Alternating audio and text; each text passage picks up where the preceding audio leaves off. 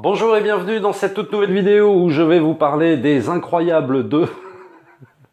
Ça c'est le titre, pardon, c'est le titre canadien. Des Indestructibles 2 réalisés par Brad Bird et produit par l'écurie Pixar. Alors Pixar qui n'est pas revenu d'entre les morts, faut peut-être pas exagérer, mais qui a connu quand même une petite période un petit peu, une phase descendante. Après Toy Story 3, qui avait constitué un petit peu la phase ultime de l'âge d'or, enfin de son âge d'or en tout cas, Pixar qui après avait produit des suites, Cars 2, Cars 3, Le Monde de Dory qui était somme toute sympa mais qui était pas non plus à la hauteur du premier, voilà, il y a eu Rebelle, il y a eu Le Voyage d'Arlo qui était sympathique mais un petit peu trop pour tout petit, et qui depuis quelques films, depuis 2-3 films, remonte en flèche, donc il y a eu Vice Versa, il y a eu évidemment l'immense Coco, et maintenant Les Indestructibles 2. Alors cette vidéo sera découpée en deux parties, donc la première partie où je vais vous dire globalement mon ressenti sur le film, et la deuxième partie donc spoiler, et il y aura Mélodie qui viendra, Mélodie qui avait fait la critique sur Coco, qui viendra nous dire un petit peu dans cette partie-là ce qu'elle a pensé du film et son ressenti sur le film. Alors donc après 15 ans d'attente, Brad Bird a décidé de donner une suite au premier Indestructible. C'est le réalisateur du Géant de Fer, à l'époque il avait sorti ce dessin animé chez la Warner, qui était pas passé inaperçu mais qui avait pas bien marché et qui est devenu culte avec le temps. D'ailleurs si tu ne l'as pas vu, je te recommande chaudement de le voir, l'histoire d'une amitié très forte entre un enfant et un robot géant.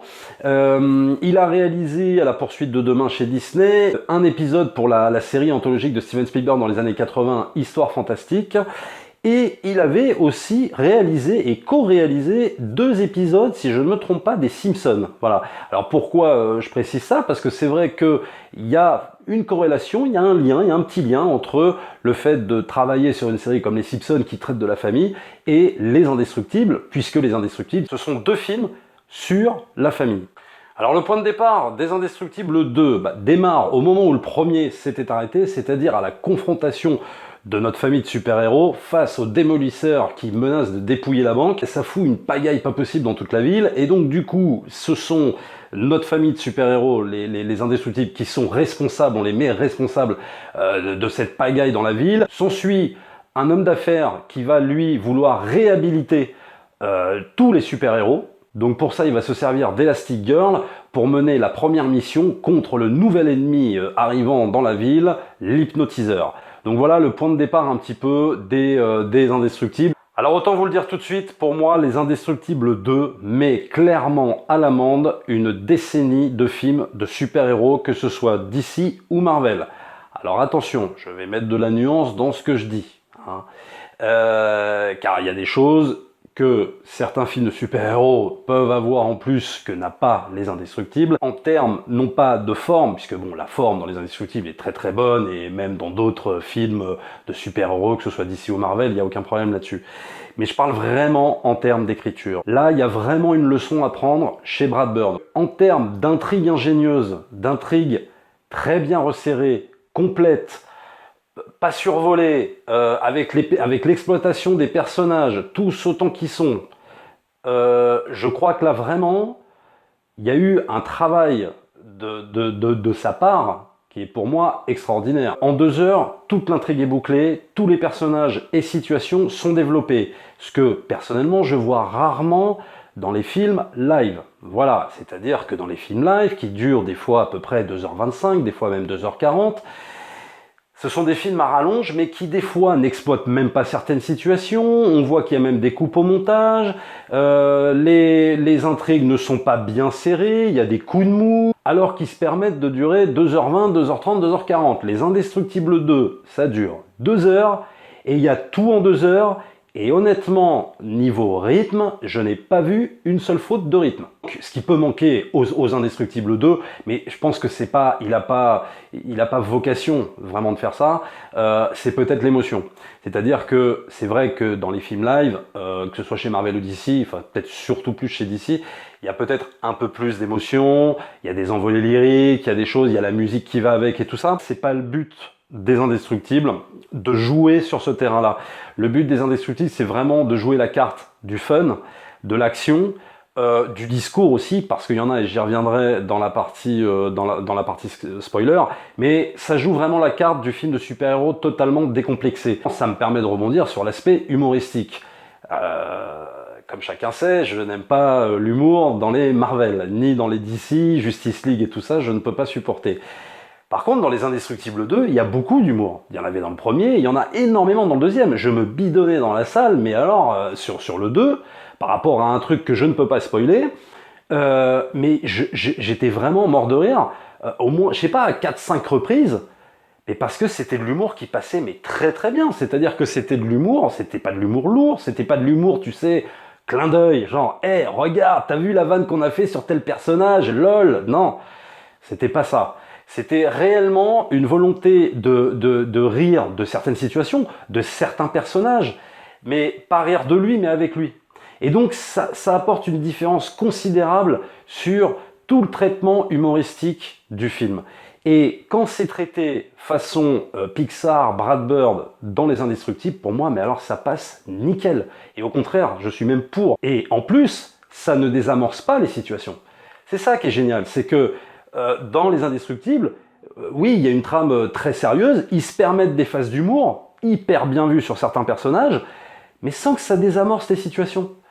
À aucun moment, malgré l'humour qu'il y a dans le film, tu ne sors du film. Tu ne sors jamais du film, tu es toujours impliqué, et ça pendant 2 heures. Et c'est toute la différence entre des films de super-héros comme Les Indestructibles et les autres films de super-héros live. Et en plus, Brad Bird se permet de se réapproprier les codes, connaît l'univers des super-héros, leur rend même hommage. De ce point de vue-là, c'est totalement réussi. Alors même s'il peut y avoir 2-3 faiblesses dans le film, 2-3 trucs que moi j'ai moins aimé, et je vais vous en parler parce que tout n'est pas non plus parfait, mais je vais vous en parler immédiatement dans la partie spoiler. Pour moi, les petits reproches que je peux faire aux Indestructibles seraient plus sur un plan scénaristique et un plan de personnage un peu plus. C'est-à-dire que j'ai trouvé par exemple le personnage du fils qui est super rapide, un peu moins bien exploité que dans le premier. C'est-à-dire que là vraiment on sent qu'il est là un peu histoire d'être là. Donc ça c'est un peu dommage, on sent que Brad Bird ne sait pas trop quoi en faire, alors que tous les autres personnages, que ce soit le père, l'ado, la mère et tout ça, et surtout Jack, et ça je vais y venir, là on sent qu'avec je sais plus son nom, hein, le garçon super rapide, ouais, on sent qu'il est là histoire d'être là. Et malheureusement, Brad Bird n'arrive pas à en faire quelque chose d'utile, si ce n'est peut-être dans le 3e acte. Bon, mais à part ça, c'est un petit peu léger sur le traitement. Sur les points forts du film, il y a évidemment l'exploitation donc d'Elastic Girl, qui elle va vivre un petit peu sa propre aventure de super-héroïne. Et alors, quelle aventure! On s'attache totalement à ce personnage, on y croit à fond et tout ça. Et ce qui est très bien vu d'ailleurs de la part de Brad Bird, il y a toujours cet aspect familial qui revient, c'est-à-dire que quand t'as Elastic Girl qui est à fond sur sa moto, qui fonce dans les rues, et que t'as un des fils ou la fille qui appelle pour dire oui mais attends je trouve plus la chaussette d'un tel machin, t'as la mère qui dit non mais attends là je suis à fond dans les cours, mais bon je pense que oui elle se trouve dans la commode, dans le 2e tiroir de la commode et tout. Et ça c'est vrai que c'est énorme parce que ça rappelle effectivement que les Indestructibles c'est pas juste des super-héros mais c'est avant tout une cellule familiale quoi. Et donc ça Brad Bird nous le rappelle, et il nous le rappelle surtout à travers évidemment le personnage de Monsieur Indestructible qui lui va jouer un petit peu le père au foyer là pour le coup. Alors ça fait un petit peu écho, hein, c'est vrai, ça fait peut-être même un petit peu répétition par rapport au premier où le personnage n'arrivait pas à s'épanouir parce qu'il travaillait dans une agence d'assurance je crois, et là ça rappelle un petit peu ça, on sent la frustration de ce super-héros mis au placard, mis au rebut, et qui aimerait, et qui est même presque jaloux du succès de sa femme, qui elle va arrêter les méchants et tout ça, et lui doit s'occuper de la famille. Et quelque part, il est montré aussi un petit peu comme un super-héros, parce qu'il faut s'occuper de toute cette famille, de gérer les problèmes de sa fille adolescente, de gérer les problèmes de son fils, et surtout de gérer le personnage un peu emblématique de ce film, à savoir Jack, le petit bébé en couche-culotte, et qui lui va révéler tous ses pouvoirs, et il en a une bardée. C'est peut-être finalement, et c'est ça qui est intéressant avec ce personnage de Jack, c'est que c'est le personnage le plus petit, c'est un bébé, et c'est peut-être lui qui a le plus de pouvoirs hyper impressionnants, quoi. Je Je veux dire, dans le film, il peut faire, je sais pas, il peut lancer des rayons, il peut lancer des rayons laser, il peut se téléporter d'une pièce à une autre, enfin, il peut se transformer en espèce de diable énorme, enfin, il peut faire énormément de choses que les autres peuvent pas faire, et alors que c'est le plus petit de la famille. Alors en termes de père au foyer, de papa, il faut être un sacré super-héros finalement pour pouvoir s'occuper un peu de toute cette famille, de toute cette petite famille quoi, qu'il faut absolument gérer. Et puis surtout ne pas dévoiler tous les pouvoirs de Jack quoi, en gros. Alors c'est un film qui traite à part égale, je dirais, l'aspect super-héroïque des choses, c'est vraiment un film de super-héros, et tout l'aspect familial qui apparemment chez Brad Bird est super important, et on sent que c'est vraiment ça aussi qui l'intéresse, c'est de traiter la famille, son évolution, et ses dilemmes quoi. Alors il y a des choses intéressantes sur le discours, notamment une chose qui m'a vraiment interpellé, c'est la fameuse séquence où tu as Elastic Girl qui vole à travers les immeubles dans la ville pour arrêter l'hypnotiseur hein, qui la nargue et tout ça. Et pendant, alors c'est une séquence que j'ai particulièrement aimée parce que c'est une séquence où tu suis Elastic Girl et tu entends en voix off la voix du méchant, donc de l'hypnotiseur, et qui en profite quand même pour parler de la manipulation des masses par, que ce soit la télévision, que ce soit les journaux, voire même peut-être le cinéma, etc., etc., et pour nous asséner finalement un espèce de discours non pas qu'il faudrait prendre au pied de la lettre, mais qui est pas forcément faux, quoi. C'est-à-dire un espèce de discours. Ne vous laissez pas endormir, en gros, ne vous laissez pas endormir par les exploits de super-héros, par tout ce que vous voyez, par la télévision et tout ça. Et mine de rien, Brad Bird nous le rappelle à travers cette séquence-là. Et c'est une séquence que j'ai vraiment, moi, qui m'a assez frappé, que j'ai trouvé assez forte dans ce qu'elle voulait dire. Même si effectivement cet avertissement vient de l'antagoniste du film, donc à savoir comment on a envie de le prendre. Bon, moi je l'ai pris un petit peu, oui, comme un message que le réalisateur a voulu nous véhiculer. Bon, ça se trouve c'est pas du tout ça, mais en tout cas moi je l'ai vu comme ça et c'est plutôt, alors ça dure pas longtemps, mais c'est une petite séquence que j'ai trouvé plutôt assez pertinente quoi. Tu t'es lavé les mains avec du savon. Tu les as bien séchés. Donc voilà, donc tout de suite, nous allons accueillir Mélodie, hein, on est toujours dans la partie spoiler, pour qu'elle nous dise un petit peu son ressenti. Hein, bonjour Mélodie. Bonjour. Voilà, sur donc Les Indestructibles 2, alors on va se passer le micro, hein, parce que tu sais, on n'a pas de thune, on a ici, voilà, on a qu'un micro. On va ouvrir un Tipeee d'ailleurs, là, tout de suite, juste après cette vidéo, pour vous nous donner de la thune pour acheter des micros et des caméras. Non, je rigole, je déconne. Bon, très alors, voilà, haha, très marrant. Alors, non, toi, qu'est-ce que t'as pensé un petit peu de ce film, alors, de ce deuxième Pixar que tu critiques à mes côtés? Moi j'ai aimé parce que le premier en fait c'est, je sais pas, ça m'a pas trop plu. Enfin la première fois que je l'ai vu, si ça m'a plu, mais la deuxième ouais non, enfin les autres fois genre je sais pas, ça m'a ennuyé un peu, mais là le deuxième je trouve qu'il y a plus genre d'action, enfin plus de choses qui se passent, genre parce que tu vois dans le premier c'est un peu ennuyeux, enfin pas ennuyeux mais voilà quoi. Alors que dans le 2, tu sais qui ils sont, du coup, tu sais qu'ils peuvent faire ça, machin, voilà. Alors, bon, moi, il y a un truc que j'ai peut-être... Alors, au niveau des reproches, voilà, que je pourrais faire aux Indestructibles 2, parce que je l'ai beaucoup défendu, mais c'est vrai qu'au niveau des reproches, je trouve un petit peu qu'on devine, par rapport au plan du méchant, on devine un peu qui sera le méchant. Sauf que, moi, je pensais, là, on peut y aller, hein, on peut spoiler à fond, moi, je pensais que c'était si tu veux, l'homme d'affaires qui recrute les super-héros pour les réhabiliter. Ah ouais. Moi, je pensais que c'était lui, l'hypnotiseur. Et en fait, il se révèle que c'est pas lui, que c'est sa sœur.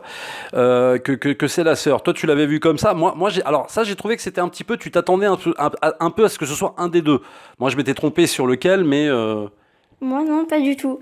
Bah, moi, de départ, je me suis dit, c'est le mec qui est masqué, quoi. Enfin, c'est celui qui parle et tout. Et je me suis pas dit à un moment que ça pouvait être... Après, c'est sûr que la sœur, on peut un petit peu la soupçonner. Parce que, elle est genre... Elle s'en fiche totalement d'être dans l'ombre en fait, de son frère. Parce que le frère, machin, c'est le vendeur, justement, ils le disent. Donc, c'est celui qui... voilà, c'est celui le plus important. Enfin, pas vraiment en fait. Et du coup, bah forcément, elle reste un peu dans l'ombre. Je ne suis pas spécialement attendue à ce qu'elle fasse quelque chose, mais c'est vrai que bah on allait le voir en famille. Enfin, genre voilà. Et il y a ma mère qui a su tout de suite. Enfin, apparemment, elle nous l'a dit qu'elle avait su tout de suite que c'était elle. Voilà. Moi, j'ai pas soupçonné vraiment. Ce qui est très très bien quand même avec cette révélation du méchant et tout ça, enfin de la méchante en l'occurrence, ça coïncide totalement avec le thème de la réhabilitation des super-héros ou non. Tout tourne autour de cette question-là. Est-ce que les super-héros sont légitimes? Alors, on l'avait déjà vu, ce genre de thème dans d'autres films de super-héros. Mais sauf que là, c'est pour moi un peu mieux traité, de façon beaucoup plus complète et pas survolée comme dans les autres films. Question à Mélodie. Est-ce que tu n'as pas trouvé que le troisième acte du film, c'est-à-dire le sauvetage, le sauvetage, tu sais, quand t'as le père qui se décide à venir sauver Elastic Girl et tout ça, et qui décide d'anéantir l'hypnotiseur, est-ce que t'as pas trouvé que ce troisième acte était finalement le moins bien du film? Ou alors est-ce que t'as aimé tout autant que les deux premiers actes?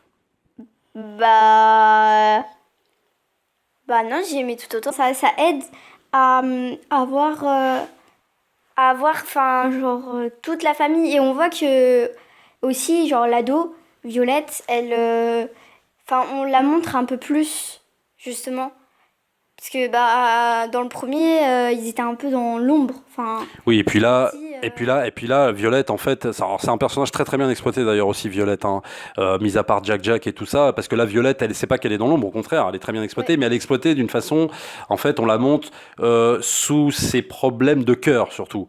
Et c'est le personnage, elle ne veut plus être une super héroïne. Et, bah, à la fin si, enfin, alors voilà. alors à la fin si, puisque bah elle veut aider sa famille, donc forcément elle reprend, on va dire entre guillemets, c'est son devoir de super-héros, voilà. Voilà, alors, bon, pour toi, le troisième acte est réussi. Moi, ça l'est. Alors, c'est pas que le troisième acte est pas bon, hein, il est très très bon, mais pour moi, il est un peu en dessous de l'originalité du premier acte et du deuxième acte. Je le trouve, si tu veux, un peu plus convenu, un peu plus cliché dans cette grosse scène d'action avec un avion et tout ça, où j'avais un peu plus envie d'originalité qu'il y avait eu dans la première et deuxième partie, mais bon, c'est juste, c'est un petit peu du chipotage parce que très sincèrement, ça va, enfin je veux dire, ça tient très très bien la route, ça constitue un honnête troisième acte. Je trouve pas, parce que justement la scène dans l'avion, enfin justement elle est captivante parce que, enfin, et pas dans l'avion, genre quand elle saute.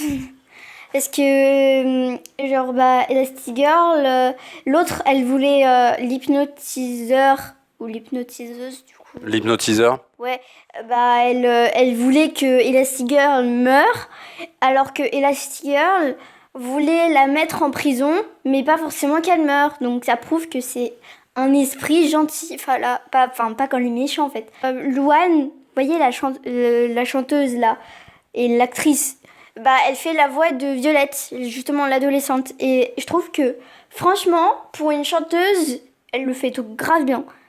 Enfin, je sais pas, voilà.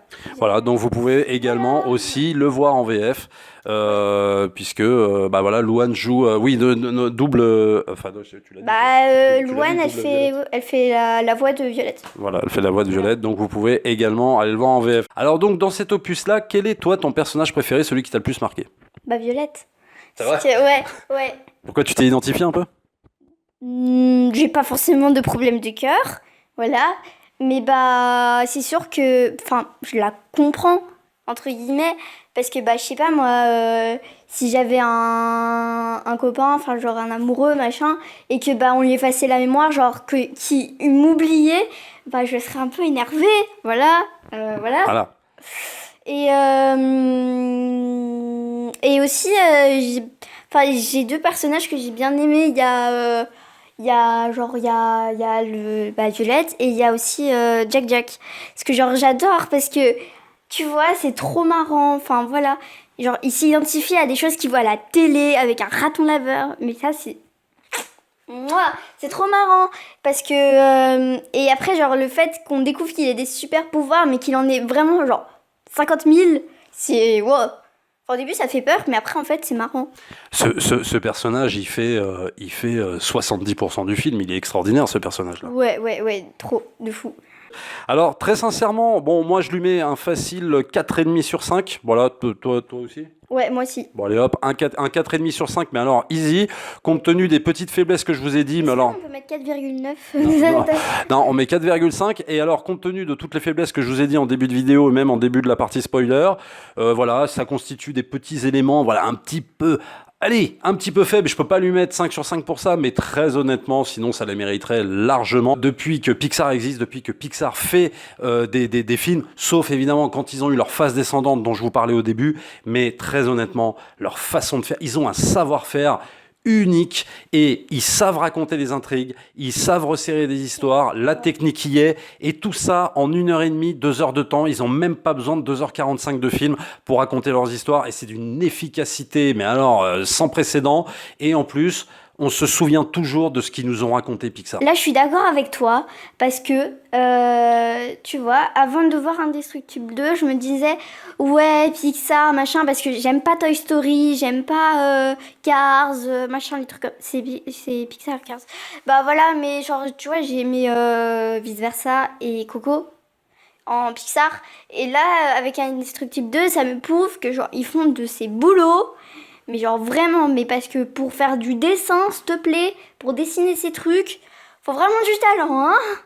Voilà, donc, bah, j'espère, moi, en tout cas, que Hollywood, il devrait vraiment s'inspirer de la méthode, du savoir-faire de Pixar et de la façon de faire les films. Donc, ce sera la conclusion pour cette vidéo. Ouais. Nous, on se retrouve pour la prochaine vidéo. Je ne vous dis pas encore ce que c'est. Ce sera la surprise. Ciao. Ciao.